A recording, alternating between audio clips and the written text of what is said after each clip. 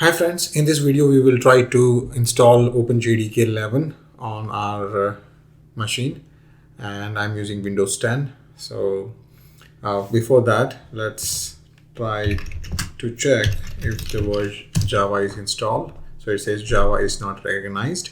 So that means Java is not configured or installed on our machine. So let's go to browser and search for installing OpenJDK 11 on Windows. Scroll down and search for the official website, that is openjdk.java.net, and here we are installing JDK 11, that is OpenJDK 11. So let's go to the archive here, and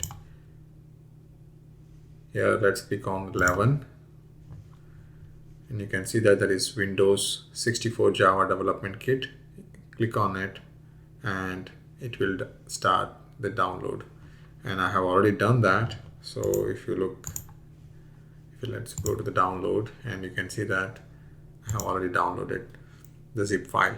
So let's extract the folder, and next what we need to do is, and you can see the JDK 11, we need to configure the bin folder to our system environment variables. So how do we do that? Let's go to the control panel, system and security, system, and here we have advanced system settings. Go to environment variables, and here you have a variable. In the user variables you have path.